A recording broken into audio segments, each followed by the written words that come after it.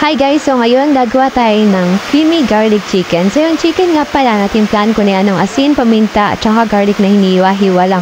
Ngayon naglalagay ako ng harina dahil isasawsaw natin dyan yung chicken na natimplahan na natin. Dapat lahat ng part ng chicken ay malagyan natin ng harina hanggang sa kasikit-singitan ng mga chicken na yan. May mga nalagay na nga pala ako kanina na harina sa chicken. Ito ngayon, 3 na lang yung ilalagay ko para konti na lang sa video. At ito na nga yung panghuli. Ayan, nakulangan pa siya ng harina kaya dinagdagan ko na naman. Tapos ayan, tapos na siya.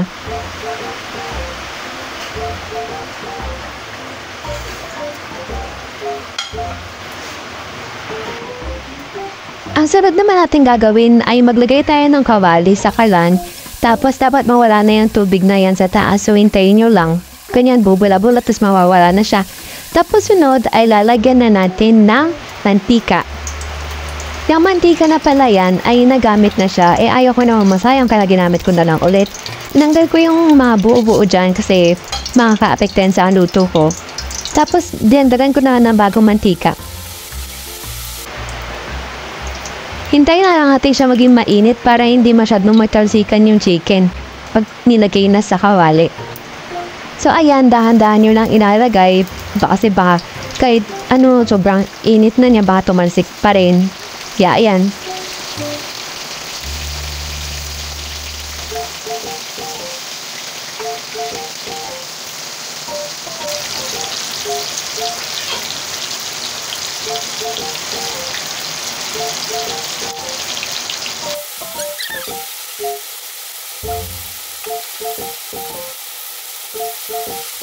So, ayun guys, iiwalan natin siya dyan, tapos hihintayin natin siyang maprito. Pero dapat bantay-bantayan pa rin natin kasi baka masunog kaya lagi natin i-check.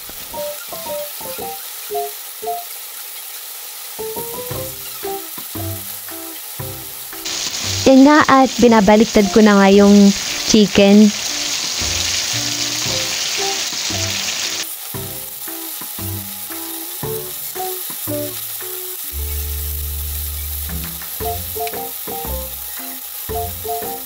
Para malaman natin kung luto na yung chicken, dapat maging golden brown na yung kulay niya, both sides.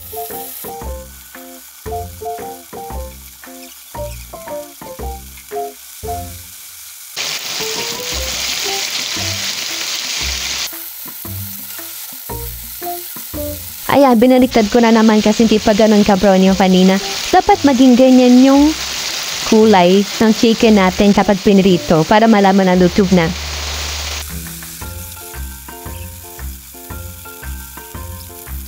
At ayan na nga, luto na yung chicken natin. So, ilalagay na natin siya sa plato. Yan, dahan-dahan. At iset aside muna natin siya. Sunod naman ay tanggalin natin yung mantika na ginamit natin. Tapos maglagay tayo ng margarine. Ayan. Hayaan natin siyang malusaw. Diyan dapat lusaw na lusaw talaga siya. Sunod naman ay isutay na natin yung garlic and onions.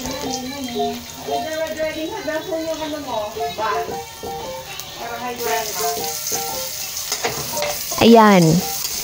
Halo-haluin lang.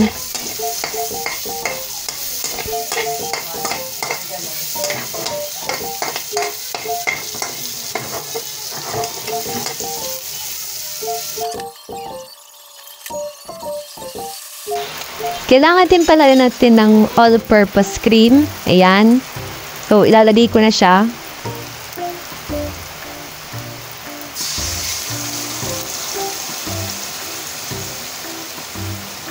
May naman parang unti yung all-purpose cream container pero di ko na siya makuha kaya nalagyan ko na ng tubig tapos shake ko tapos nilagay ko ulit sa kawali. Ayan, ang susunod nyo ang gagawin ay halu-haluin nyo lang. Dapat maging isang kulay na lang sila. Ganon. So, ayun lang. Yun na yung halo-halo. Tapos, boom. Okay na yan. Ayan, pagkatapos yung haluin, pwede na ilagay yung chicken. Ayan. Ganda. Nilagay ko nga rin pala yung konting mantika na ginamit ko kanina sa pagpiprito ng manok. Ayan, halu-haluin nyo lang. Tapos na yun, pwede nyo na siyang timplahan. Nagyan nyo ng asin. Ganon. Kayo na bahala kung kaano karami or kaunti yung asin na gusto nyo ilagay. Tapos sunod naman ay paminta. Ayan, kayo na rin bahala kung gaano karami. Gusto nyo ba sobrang dami? Pwede naman. Lalagyan ko nga rin pala ng asukal. Okay, ha? Kaya. Tapos ayan, halu-haluin lang para para humalo yung mga nilagay nating asin, paminta, tsaka asukal sa cream.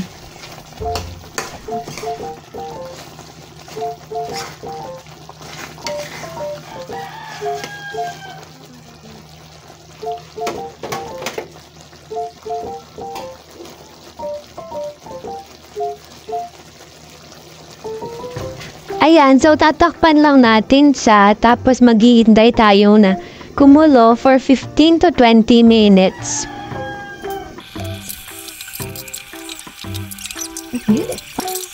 Habang hintay natin na kumulo, dapat pala ay hinaan natin yung kalan para hindi siya agad masusunog.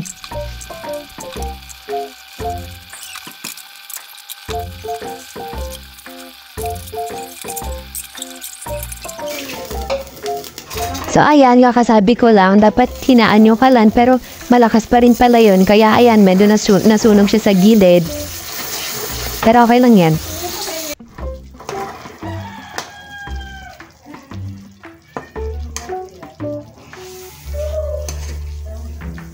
Ayan, haluin nyo lang. Tapos kapag ganyan na yung consistency, ibig sabihin luto na. Ayan na, tapos na, bye!